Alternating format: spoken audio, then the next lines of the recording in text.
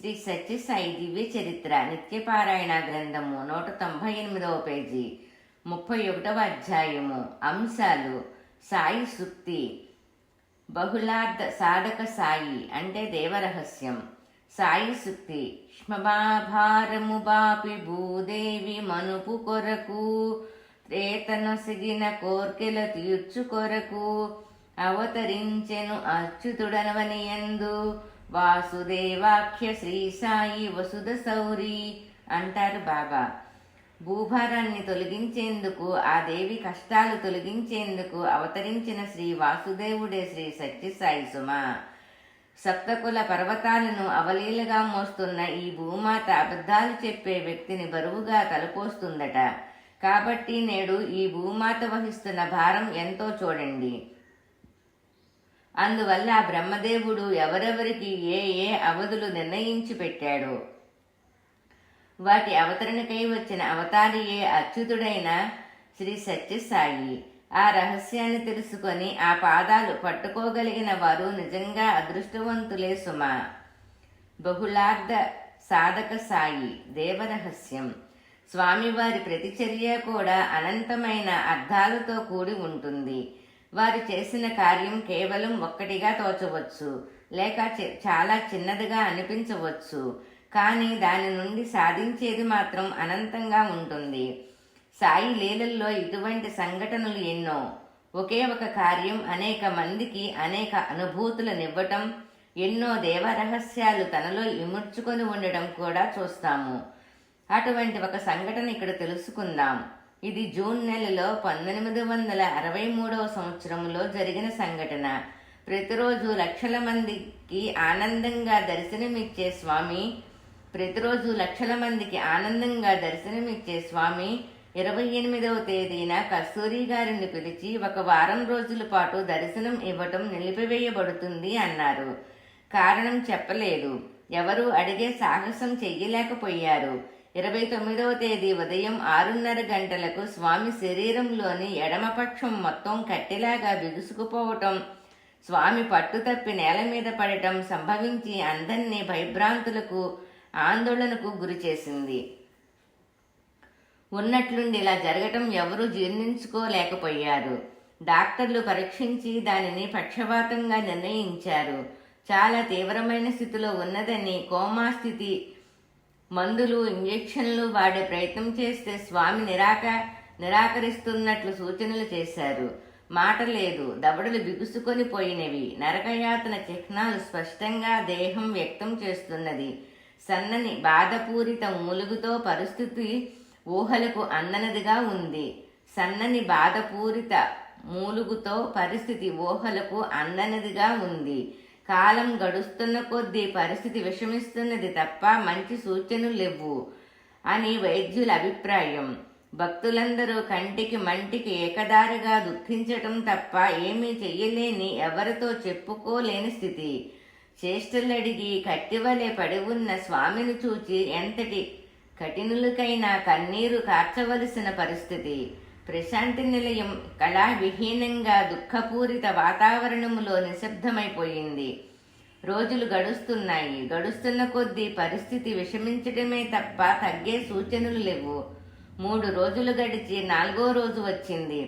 ఉన్నది చాలదన్నట్లు తీవ్రమైన గుండెపోటు వచ్చినట్లు ధృవపడింది. సుడిగాలిలో చిక్కిన చిగురాకు వలె స్వామి శరీరం బాధతో మెలికలు తిరిగిపోసాగింది.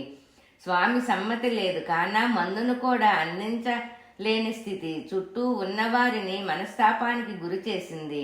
స్వామిని గురించి స్వామినే ప్రార్థించటం తప్ప ఏమీ చెయ్యలేని భక్తులను చూచి స్వామి అట్టి బాధలో కూడా వారి సౌకర్యం కొరకు సైన్యాలతో సూచనలు అంటే సైగలు చేశారంట.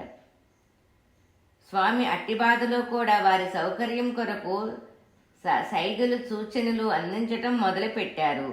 ఆందోళన వద్దని, కొద్ది రోజులలో స్వస్థత చిక్కుతుందని, కొద్ది రోజులలో స్వస్థత అంటే మంచిగా అవుతుందని, చిక్కుతుందని స్వామి సూచన. అది ఒక్కటే అందరికీ ధైర్యం. కారణం వారి మాట నెరవేరి తీరుతుంది. వారి సంకల్పం అమోఘం, అప్రతిహాతం. దానికి ఎదురు ఉండదు. ఆ దృఢభావనయే ఆ చుట్టూ ఉన్న భక్తులను సజీవులుగా ఉంచినట్లున్నది.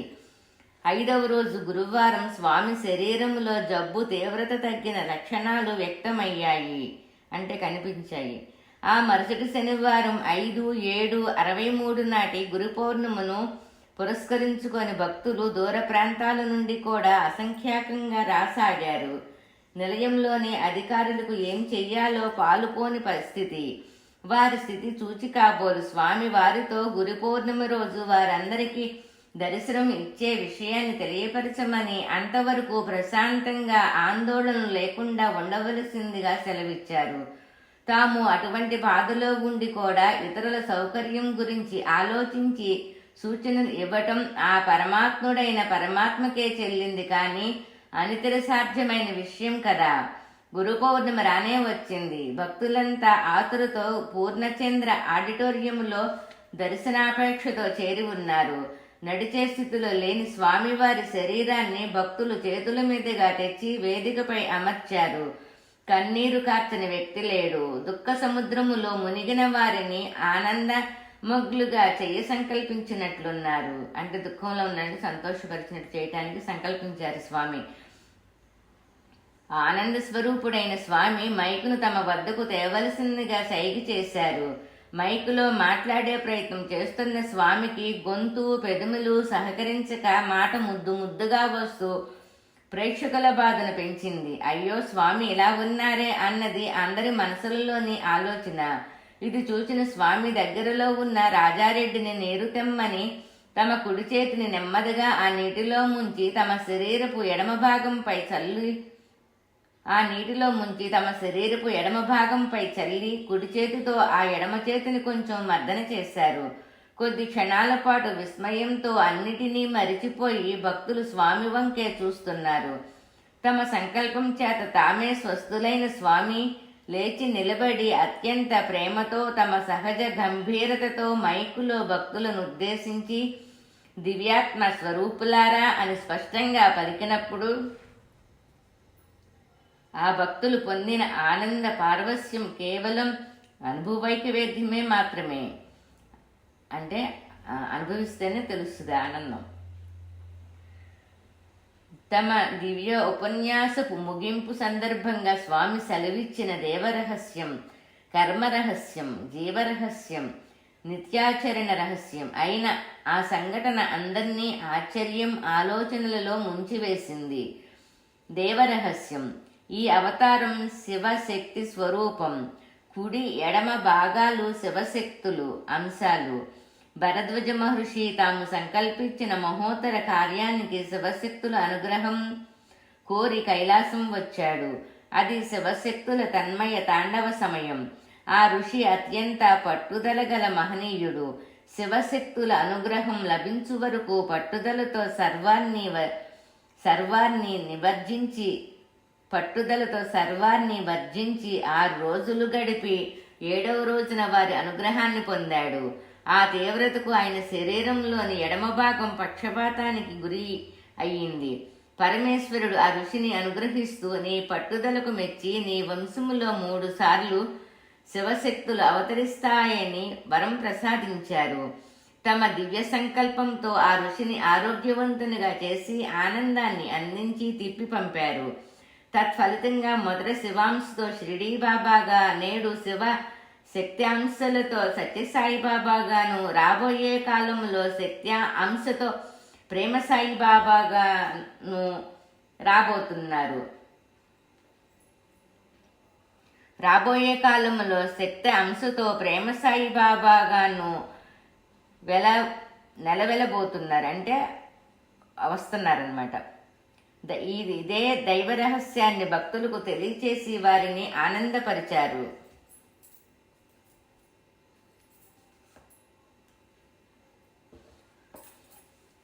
కర్మరహస్యం. ఆ దైవరహస్యం చెబుతూ స్వామి కర్మరహస్యాన్ని వివరించారు. తమకై వచ్చిన ఋషి పక్షవాతంతో బాధపడ్డాడు కాబట్టి ఆ కర్మ ఫలితంగా సాక్షాత్ శక్తి స్వరూపిణి పక్షవాతంతో బాధపడవలసిన స్థితి ఏర్పడింది. చేసిన కర్మఫలాన్ని అనుభవించక తప్పదు కాబట్టి చెయ్యబోయే ముందు జాగ్రత్త పడాలి. అంతకన్నా ముందు ఆలోచనలోనే జాగరూకత వహించాలి అన్న విషయాన్ని ఈ విధంగా తెలియచేశారు స్వామి. సాక్షాత్తు అవతారమూర్తియే కర్మఫలము అనుభవించి చూపుతుంటే మానవుల కర్మాచరణ విషయములో ఎటువంటి జాగ్రత్త వహించాల్సి ఉంటుందో చెప్పాలా? జీవరహస్యం. తమోటు కర్మఫలాన్ని ఆయన ఎట్లాగూ కర్మఫలాన్ని అనుభవంలోకి స్వీకరించి తలిచారు సాయి. అనగా ఎడమ భాగాన్ని జీవరహస్యం అంటే స్వామి ఎట్లాగూ కర్మఫలాన్ని అనుభవంలోకి స్వీకరించారో చెప్తున్నారు. తలిచారు సాయి అనగా ఎడమ భాగాన్ని శక్తికి ప్రతీక అయిన భాగం పక్షవాతానికి గురి కావలసి ఉంది. సర్వకర్మలకు అతీతుడైన సాయి దాన్ని కూడా తమ భక్తునికి ఎట్లా ఉపయోగపడే విధంగా మలిచారో చూద్దాం. ఒక ఆర్తభక్తుడు చేసిన ప్రార్థనలు మన్నించి అతని కర్మ ప్రకారం అతనికి గుండె జబ్బు రావలసి ఉండగా అది వచ్చిన పక్షంలో ఆ జీవుడు తట్టుకోలేడని కాబట్టి తామే ఆ భక్తుని కర్మఫలాన్ని కూడా తమ మీద వేసుకొని అంతటి బాధలో కూడా ఆ గుండె జబ్బును స్వీకరించారు.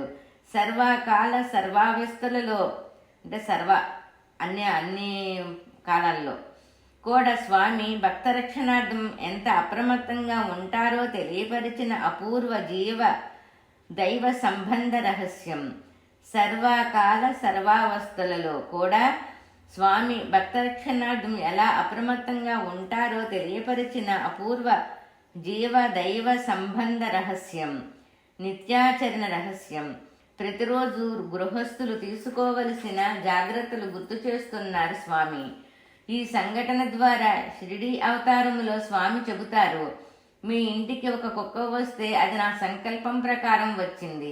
జాగ్రత్తగా సహజ ప్రేమతో ప్రవర్తించమంటారు. అతిథి అంటే 6 అడుగులు పొడవున్న బ్రాహ్మణుడే కానవసరం లేదు అంటారు. పార్వతీ పరమేశ్వరులు ఇరువురిని కూడా వచ్చారు. పార్వతీ పరమేశ్వరులు ఇరువురిని చూడవచ్చాడు.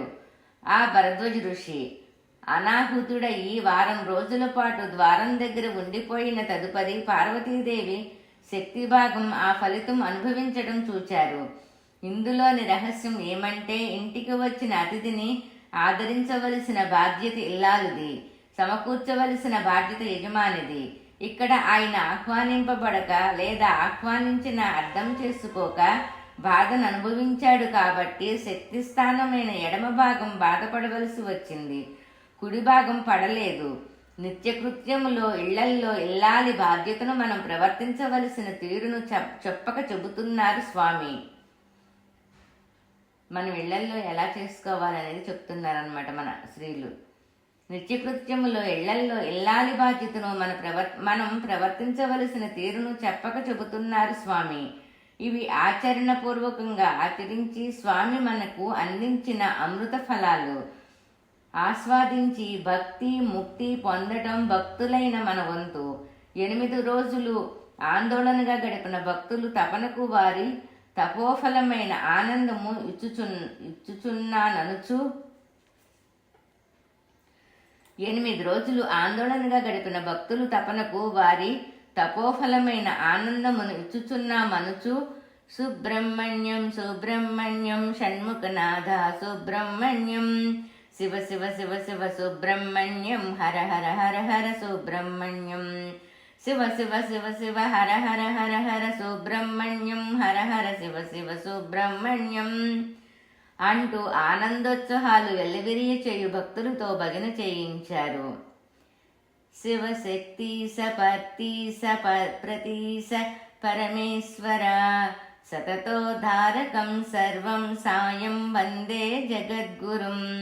ఓం శాంతి శాంతి శాంతి. ఆదివారం పారాయణం సంపూర్ణం.